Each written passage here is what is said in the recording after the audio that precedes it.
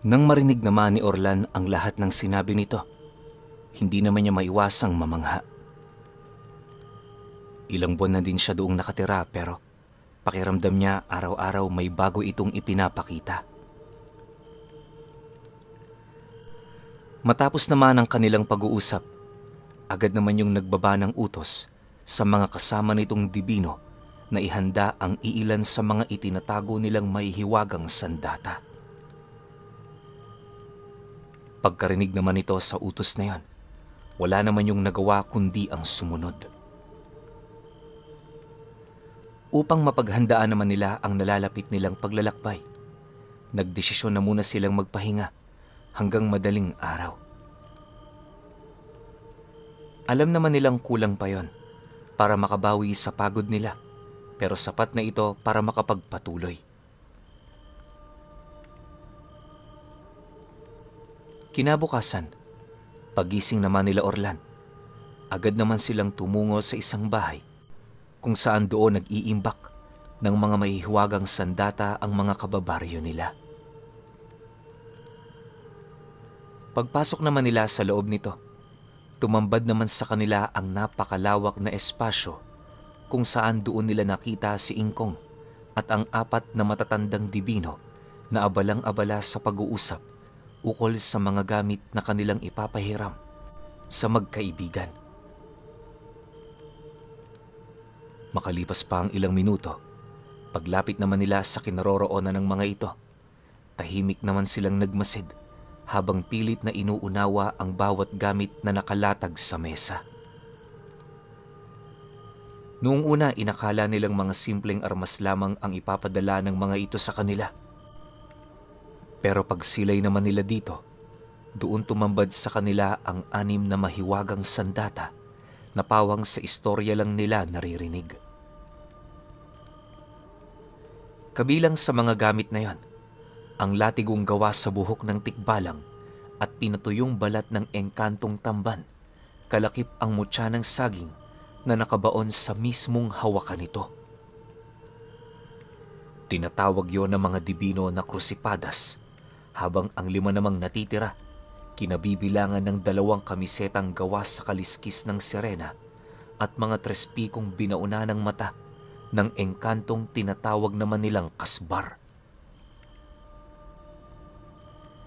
At ang pinakahuli naman nilang gamit, isang tabak na ibinigay ni Ingkong kay Baldo mismo. Yung talim ng tabak na yon, parang pangil ng patingan disenyo. May nakabaon ding mutya sa hawakan nito na kahit mabitawan niya yon sa kasagsagan ng kanyang pakikipaglaban, kusa yung babalik sa kanya. Nga pala, konting paglilinaw lang, ang mga engkantong tinatawag nilang tamban ay isa yung uri ng mga nilalang na naninirahan sa mga malalaking tipak ng bato.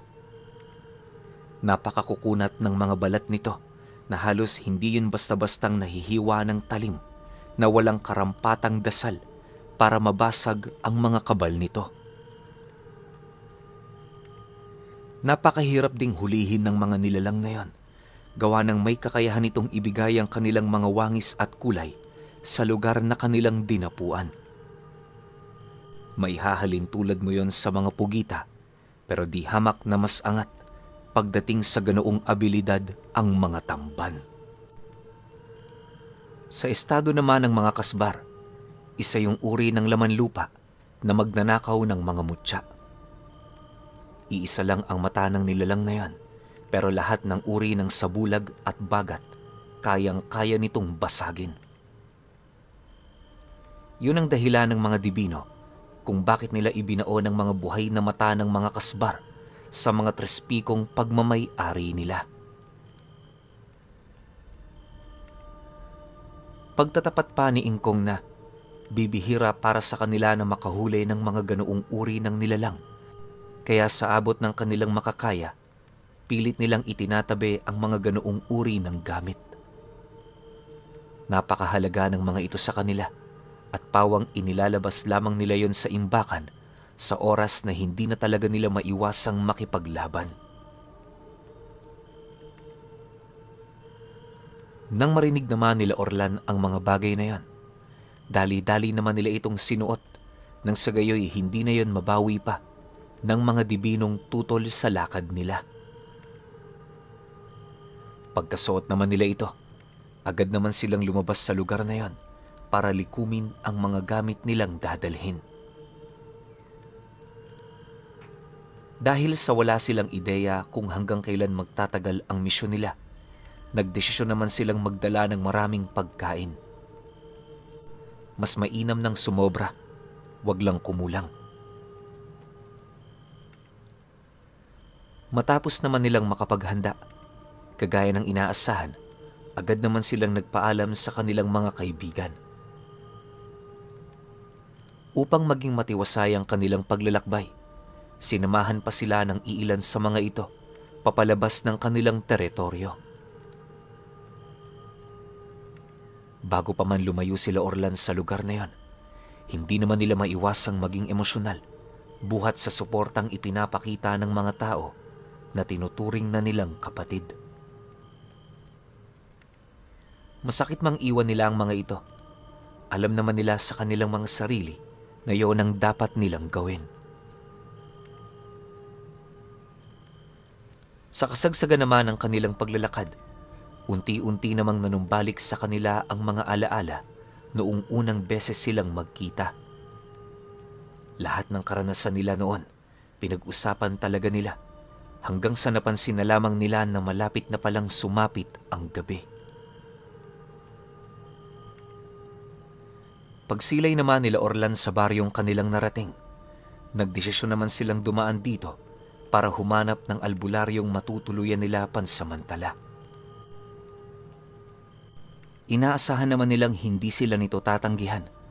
Gawa ng saan mang lupalop ng bansa, kinikilala ng mga albularyo ang mga dibino bilang mga malapit na kaibigan at kapatid sa paniniwala. Ni isang beses hindi pa tumanggi ang mga ito sa oras na may mga dibinong lumalapit sa kanila para humingi ng tulong. Makalipas pa ang ilang minutong paglalakad, bigla na lamang may lumapit sa kanilang isang lalaki na nagpakilalang albularyo. Ayon dito, napansin niya ang presensya ng dalawa, kaya na may nagkukumahog siyang hanapin ito. Nang marinig naman ni Orlan ang sinabi ng albularyong yon, walang pagdadalawang isip naman siyang nagwika doon ng, "Yan ang dahilan namin kung bakit kami napadpad dito. Manong, pwede ba kaming makituloy sa bahay ninyo? Kahit ngayong gabi lang, ituturing namin itong habang buhay na utang na loob sa inyo." Nang marinig naman ng albularyo ang kanyang sinabi, mapagkumbaba naman yung sumagot sa kanya ng, "Isang karangalan ho para sa akin ang manuluyan kayo sa bahay ko. Sumunod ho kayo. Meron pa naman doong bakanting silid na maaari ninyong tuluyan."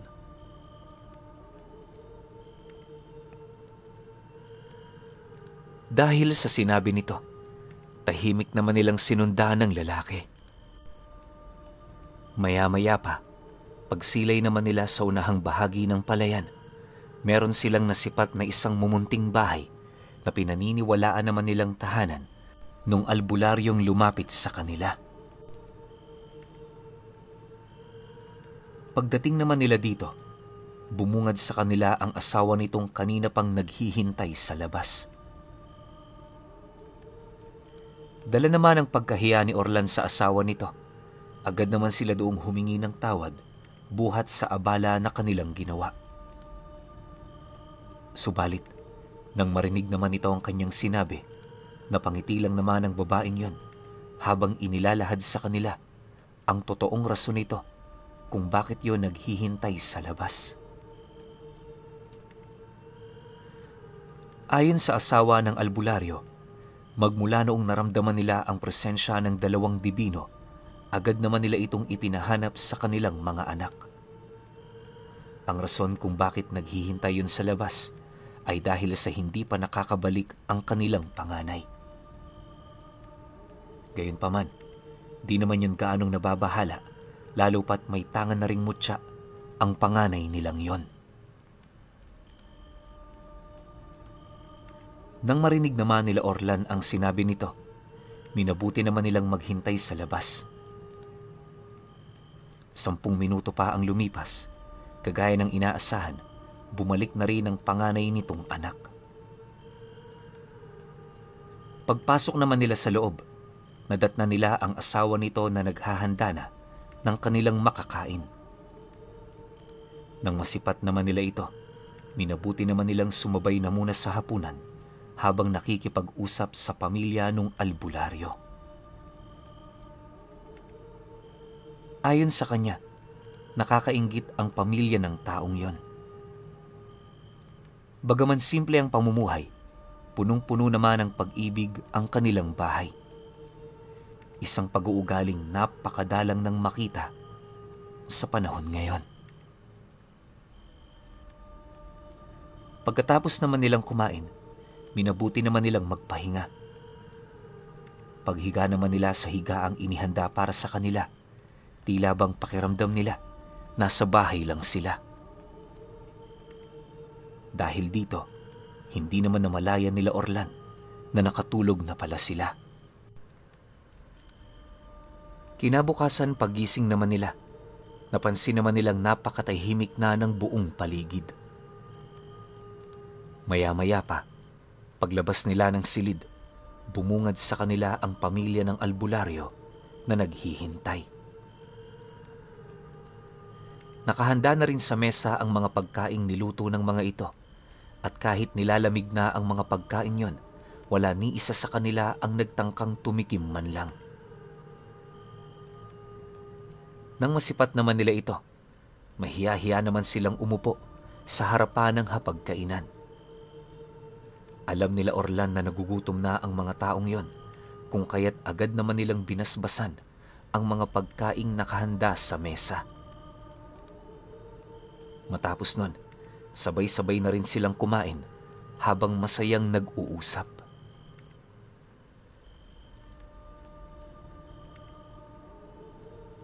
Makalipas pa ang ilang minuto, paglabas naman nila sa bahay nito, pinili naman nilang maupo sa ilalim ng puno habang mapayapang pinagmamasdan ang napakalawak na palayan.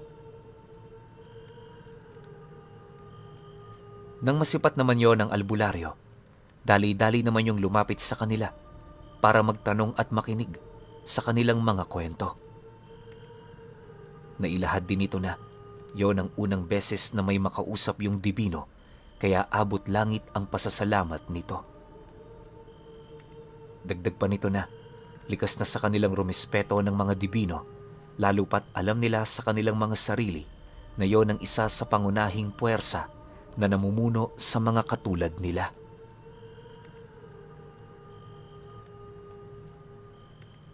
Sa pagpapatuloy naman ng kanilang pag-uusap, nagpumilit naman yung magtanong ukol sa kanilang pakay, pero minabuti naman nilang wag yung pagbigyan.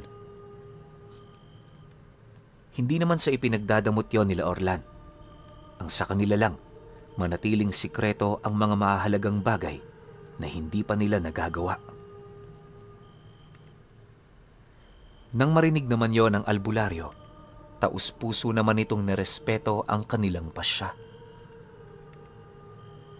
Makalipas pa ang ilang minuto, binahagian na lamang nila yon ng mga istorya na may kaugnayan sa kanilang paglalakbay. Nailahad din nila sa taong yon kung papaano sila makipagdigma sa mga alagad ng mga demonyong pumuspos sa katawan ng mga taong namatay. Nang marinig naman ng albularyo ang kanilang naging kwento, bakas sa pagmumukha nito ang matinding pagkamangha. Maya-maya pa, seryoso naman yung nagwika sa kanila ng, "Pwede ba akong pumunta sa baryong yon?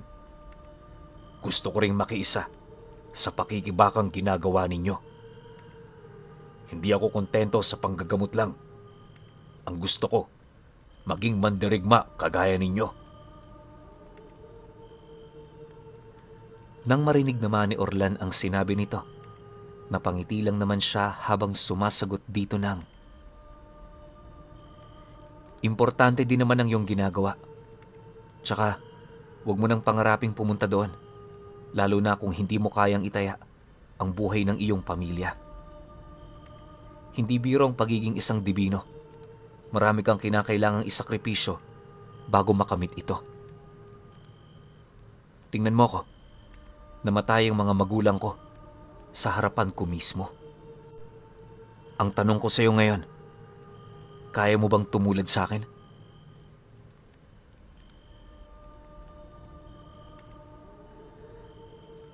Dahil sa kanyang sinabi, napailing lang naman ng taong yon, hudyat na wala yung kakayahan para isugal ang buhay ng kanyang pamilya.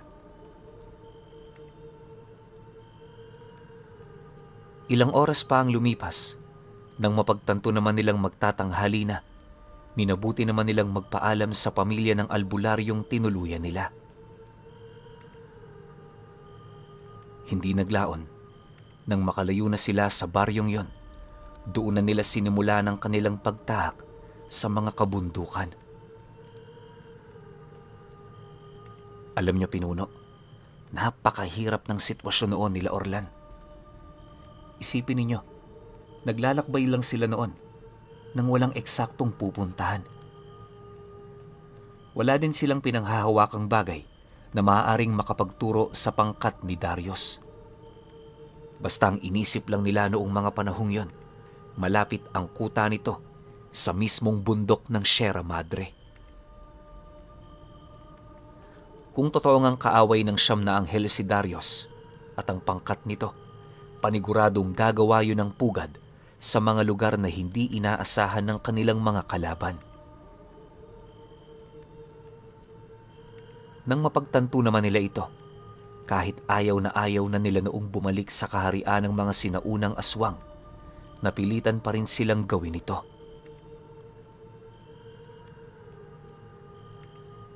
Sa paglipas pa ng mga araw, unti-unti na nilang napapansin ang pagbigat ng presensya sa buong paligid. Para sa kanila, pangkaraniwan na ang ganoong bagay, lalo pat malapit na silang pumasok sa hangganan ng teritoryo ng kanilang kalaban. Isang hapon, habang nagpapahinga naman sila sa gilid ng daan, may nasipat silang isang matandang kuba na merong hila-hilang kariton na may mga lamang gulay at karne ng hayop. Pagsilay naman nila rito, agad namang uminit ang suot nilang trespiko at kasabay nito ang pagkabasag ng sabulag ng kubang yon. Sa isang kisap mata, bumungad sa kanila ang mga pira-pirasong karne ng aswang na nakatambak sa kariton nito. Dahil sa kanilang mga nakita, agad naman nilang tinawag ang kubang yon, kung saan pagsilay naman ito sa kanila, nagtangka pa yung tumakbo papalayo. Subalit dahil sa bilis ni Baldo, madali naman niya yung nahabol at napabagsak sa lupa.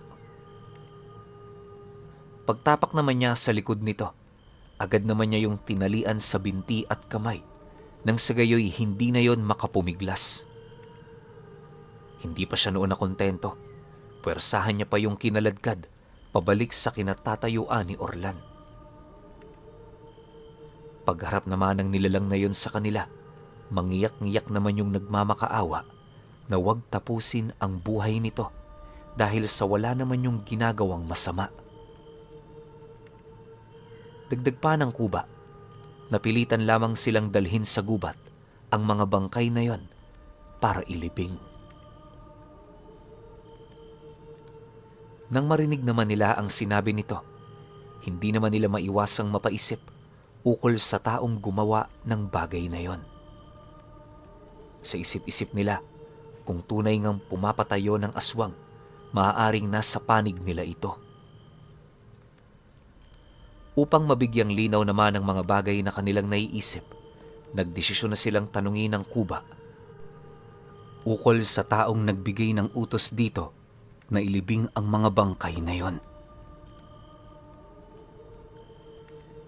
Dahil sa kanyang sinabi, walang pagdadalawang isip naman itong inilahad ang tungkol sa mga nilalang na kalimitang naguutos sa kanya. Ayon sa kuba, miyembro ng mga sinaunang aswang ang pumatay sa mga ito. Kung hindi siya nagkakamali, grupo ni Darius ang sumalakay sa pugad ng mga nilalang na yon. Nalipol nila ang lahat ng naninirahan doon at yung mga bangkay na ipinapalibing sa kanya ay pawang mga labi ng mga namumuno sa angka ng mga aswang na nilipol nila. Dagdag pa nito na wala siyang kakayahang tumanggi sa utos nito, lalo pat binabayaran siya nito ng tama. Kampante din yung sumuyod sa mga kabundukan sa kadahilanang hindi naman siya tinuturing na kaaway ng mga nilalang na nasa kabilang panig. Kilala kasi ang kubang yon bilang tagasundo ng mga patay. Para sa mga ito, meron yung mahalagang ginagampan ng tungkulin, kaya mariing ipinagbabawal sa kanila ang pagpuksa sa mga ito. Pagtatapat pa ng kuba, walang sino man ang makapagbabawal sa kanya basta ba'y merong mga labi ng patay sa lugar na yon.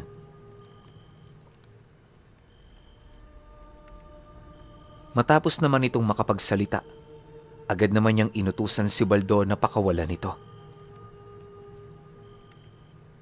Maya-maya pa, pagtayo naman ito sa harapan niya, bigla naman itong nilawayan ang lahat ng sugat niyang natamo na siyang naging sanhi upang bumilis ang paghilom nito. Sa isang kisap mata, lahat ng galos na tinamo ng kuba, bigla na lamang nawala. Paglapit naman ito sa kanila, nakangisi naman yung nagwika sa kanya ng, "Bibihirang mga dibinong napapadaan sa lugar na ito. Kadalasan kapag nakakarating sila rito, iisang lugar lang ang kanilang pinupuntahan. Tutungo ba kayo sa palasyong nasa Sierra Madre? O hinahanap niyo ang pangkat ni Darius? Alam kong wala sa inyong pagiging hangal, kaya inaasahan ko meron kayong hinahanap na isang mahalagang tao. Sa tamang presyo, kaya ko kayong dalhin sa kanila." Nang marinig naman ni Orlan ang sinabi ng kuba, agad naman siyang napatanong ukol sa hinihinging kabayaran ng nilalang na yon. Sa pagpapatuloy naman ng kanilang pag-uusap, doon niya napag-alaman na pawang mga mutya lamang ang kinukuha nitong bayad. Mas malakas na mutya, mas madali silang makakarating sa kanilang paroroonan. Nang marinig naman ni Baldo ang sinabi nito, walang pagdadalawang isip naman niyang iniabot ang batong ibinigay sa kanya nung kaibigan nilang Higlikas. Pagsilay naman doon ng kuba, bakas sa pagmumukha nito ang matinding pagkamangha. Walang sabi-sabi, agad naman itong nilatag ang dala nitong itim na tela, sabay utos sa kanila na mahiga sa kariton kung saan naroon ang bangkay ng mga aswang na ililibing nito. Ayon sa kuba, tiisin lang nila ang baho ng mga bangkay na yon upang maging madali ang kanilang paglalakbay. Dagdag pa nito na wala na silang dapat na ipag-alala, lalo pat wala namang pinapanigang puwersa ang nilalang na yon. Dahil sa sinabi nito, minabuti naman nilang pagkatiwalaan yon. Pagsampa naman nila noon sa kariton, dahan-dahan naman sila doong humiga, kung saan nang masipat naman yun ng kuba, agad naman itong inilatag ang telang hawak-hawak nito. Sa isang iglap, napansin na lamang nila Orlan ang mabilis na pagdilim ng buong paligid. Napakanipis ng telang yon, pero kahit tirik na tirik pa ang araw, wala na silang naaaninag. Hindi lang yon, ramdam din nila ang pagbilis ng takbo ng kariton na para bang hindi kuba ang nagtutulak dito. Makalipas pa ang ilang minuto, unti-unti na rin nilang napapansin ang tila bang paglaho ng tunog ng gulong nito. Sa puntong yon, tanging hininga na lamang nila ang kanilang naririnig, subalit minabuti pa rin nilang tiisin ito. Ang tanging pinanghahawakan lang noon ni Orlan ay ang tiwalang ibinigay nila sa nilalang na yon. Pagkaraan pa ng ilang oras, laking gulat na lamang nila nang bigla naman itong inalis ang telang nagtatago sa kanila. Pagtayo naman nila sa kariton nito, bumungad sa kanila ang mga iilang kubo na nakatirik sa ilalim ng mga nagsisitaasang puno. Liblib ang lugar na yon, kung kaya't maging sila man, hindi mawari kung saang lugar sila dinala ng nilalang. Maya-maya pa, pagbaba naman nila ng kariton, bahagya naman sila noong natigilan nang marinig nila ang kuba na nagsasabi ng, "Sa lugar na ito nagkukubli ang pangkat ni Darius. Kung totoo ngang kaibigan niya kayo, puntahan niyo na siya. Pero kung hindi, magdalawang isip muna kayo bago kayo pumasok dyan. Sa ngayon, hindi niya pa nararamdaman ang presensya ninyo. Pero kapag umalis na ako rito, segundo lang ang magiging pagitan bago kayo niyan matagpuan." Pero alam ko namang kayang-kaya niyo si Darius. Nasisiguro kong hindi kayo pumunta rito nang hindi handa. Dagdag pa nito na, maaari naman silang umatras kung gusto nila. Subalit kinakailangan lang ditong magbayad ng karagdagang mutya. Matapos naman yung marinig nila Orlan, nagdesisyon naman silang tutulan ito. Hindi naglaon, nang wala nang masabi ang kuba, agad naman yung nagpaalam sa kanila na aalis na. Pagkarinig naman nila sa sinabi nito, minabuti naman nilang yon ay hayaan, gawa ng narating na nila ang kanilang destinasyon.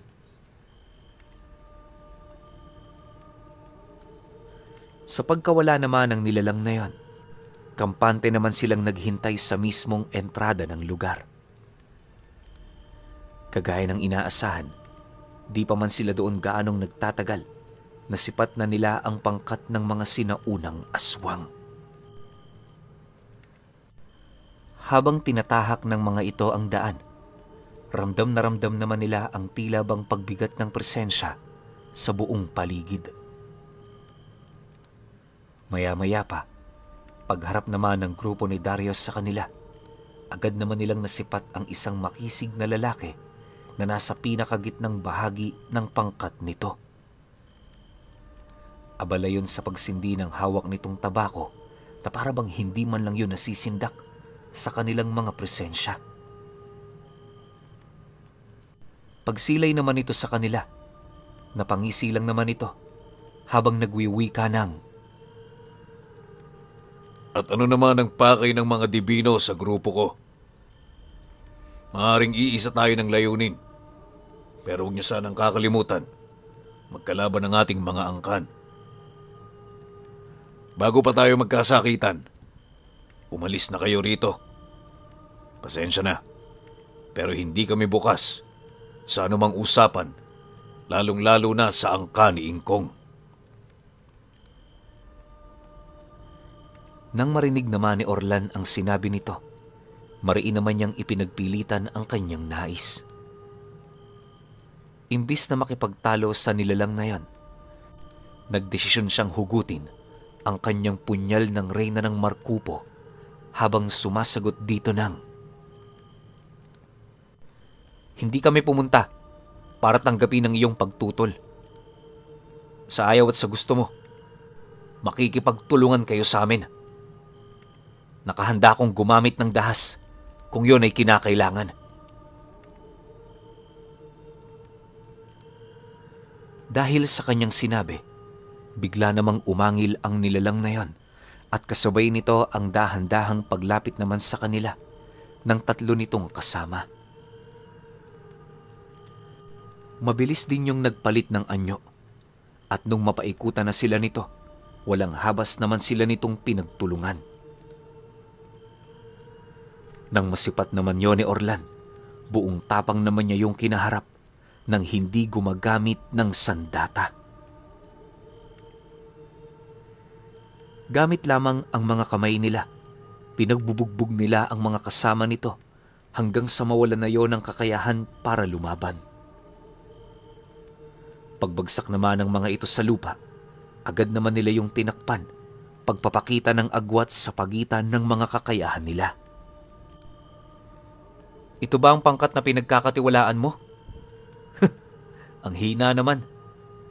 Kung makikipagkasundo kayo sa amin, mas magkakaroon kayo ng tsansa para mapaslang ang mga anghel na inyong kinapupuutan. Ano ang masasabi mo?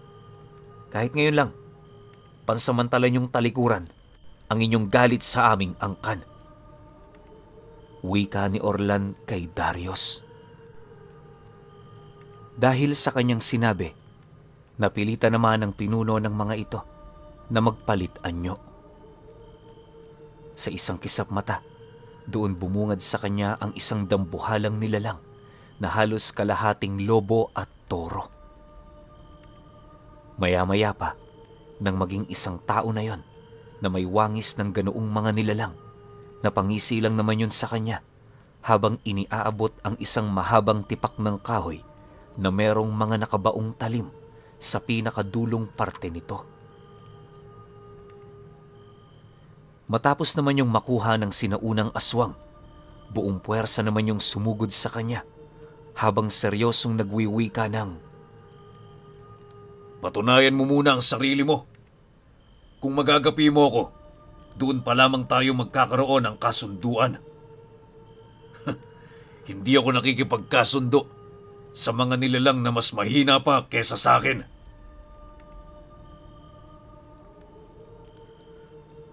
Okay. Opinion ko sa episode 15. Grabe ang angas nito. Alam nyo, alam naman nating lahat, di ba, na pag nangyari yung mga ganitong klase ng tagpo, talagang sobrang satisfying na magkakampi yung kanan at kaliwa laban sa sobrang lakas na kaliwa. Ang ganda nito. Kaya yung episode 16, isusunod ko na kagad yon kasi maski ako sa sarili ko, hindi ko na mapigilan gusto ko na rin malaman kung ano yung susunod na mangyayari. Siyempre, alam naman natin lahat, matik to. Ang tindi na mga karga ni Orlan Malamang sa malamang, barag tong kalaban niya. Tsaka ending yan, sasama to sa kanya. So, tingnan natin naging biglang magkakampi yung sinaunang aswang na akala natin kalaban sa buong takbo ng kwento. Pero hindi pala. Meron pala na nasa likod nila. Which is yun nga, yung siyam na anghel ng kadiliman. So, tingnan natin kung anong mangyayari sa 16. Sunod kagad natin yon. Pahintay na lang ako. Salamat.